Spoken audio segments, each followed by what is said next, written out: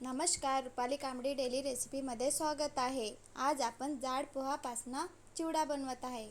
खूप चविष्ट बनलेला आहे। आम्हाला गावाला जायचे होते तर म्हटलं चला एक नवीन रेसिपी बनवूया आणि मला पण घेऊन जायचं होतं तर म्हटलं तुमच्यासोबत पण शेअर करूया। लसूण घेतलेला आहे, दलिया घेतलेला आहे, बदाम कापून घेतलेला आहे, नारळ बारीक याच्यामध्ये तुकडे करून घेतलेले आहे, किशमिश, काजू आणि जाड पोहा।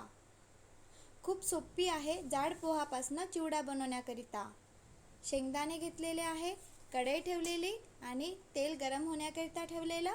शेंगदाणे तळून घेऊया।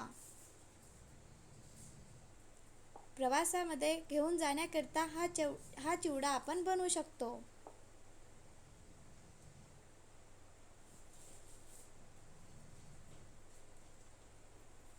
आपल्याला काही ना काही चटपटीत खाण्याकरिता लागत असेल तर हा चिवडा नक्की बनवून बघा। शेंगदाणे छान तळून घेतलेले आहे। बदाम तळून घेत आहे। लवकर तळून होतात, अर्धा मिनिटमध्ये बदाम तळून होतात।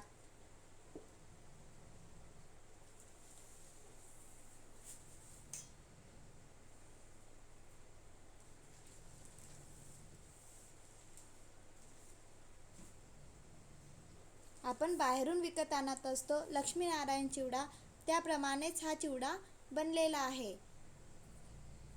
माझ्या घरी सगळ्यांना आवडलेला आहे आणि मी प्रवासामध्ये घेऊन जाण्याकरिता पण बनवलेला आहे लक्ष्मीनारायण चिवडा।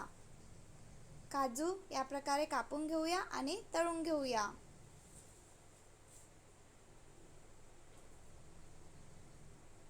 काजू बदाम तळण्याकरिता जास्त वेळ लागत नसतं। छान असे काजू तळून घेतलेले आहे। इथे मी सुक्क नारळ घेतलेलं, त्याला बारीक बारीक याच्यामध्ये कापून घेतलेलं आणि तळून घेत आहे। ब्राऊन कलर येतपर्यंत तळून घेऊया।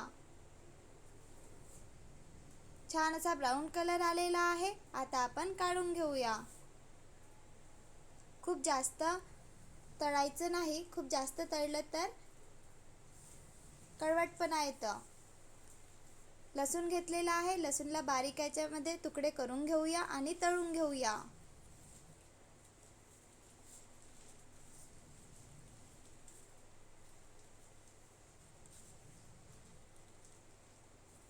दलिया घेतलेला आहे, दलिया पण तळून घेत आहे।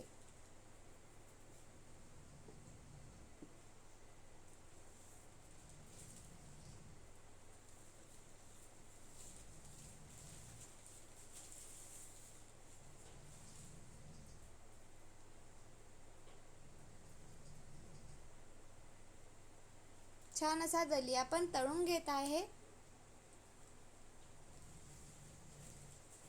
जास्त वेळ नाही तळायचा दलिया।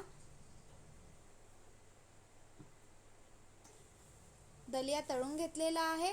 इथे मी जाड पोहा घेतलेला आहे, जाड पोहा आपण तळून घेऊया। आपण पुरण बारीक करत असतो त्या चाळणीने जाड पोहा तळून घेतला तरी चालेल। त्या चाळणीने आपण तळून घेतला तर त्या जाड पोहांना तेल जास्त राहणार नाही, किंवा मी याप्रमाणे करत आहे याप्रमाणे तळून घेतला तरी चालेल। छान असं मी जाड पोहा तळून घेत आहे। जाड पोहा तळताना तेल गरम असायला पाहिजे, म्हणजे जाड पोहा छान तळला जाणार।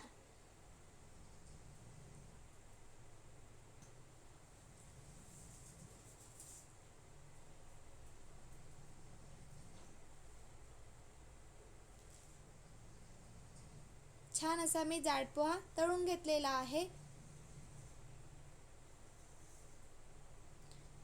थोडा थोडाच तळायचा जाड पोहा।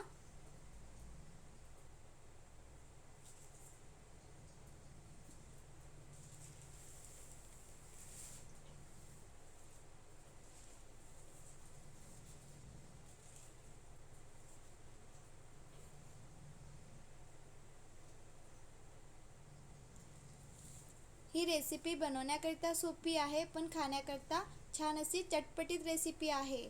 लाल तिखट घेतलेला आहे, सोप घेतलेला आहे, जिरा पावडर, चाट मसाला, काला नमक, चवीनुसार मीठ, थोडं तेल घेतलेलं गरम केलेलं आहे। तेल गरम झालं की गॅस बंद करून देऊया आणि मसाला घेतलेला आहे तो पूर्ण मसाला तेलामध्ये मिक्स करूया। मसाला मिक्स झालेला आहे। आता आपण जाड पोहा तळून घेतलेला होता, शेंगदाणा, बदाम, काजू, यामध्ये आपण मसाला बनवून घेतलेला आहे तो टाकूया। मसाला टाकल्यानंतर छान असं मिक्स करून घेऊया।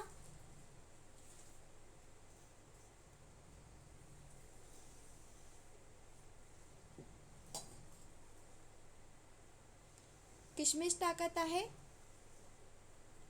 आपण मसाला बनवून घेतलेला आहे तो टाकलेला आहे आणि आता मिक्स करून घेऊया।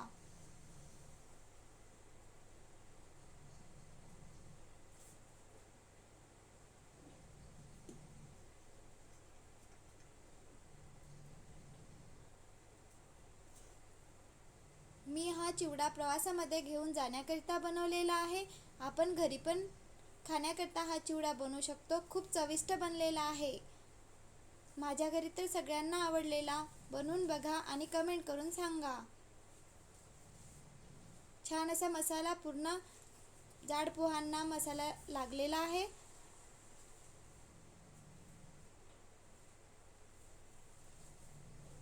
छान असा चिवडा बनवून तयार आहे।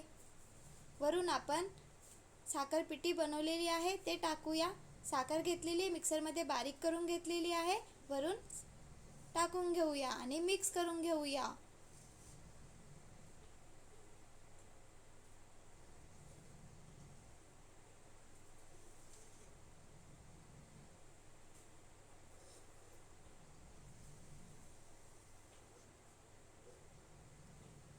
छान असा चिवडा बनलेला आहे।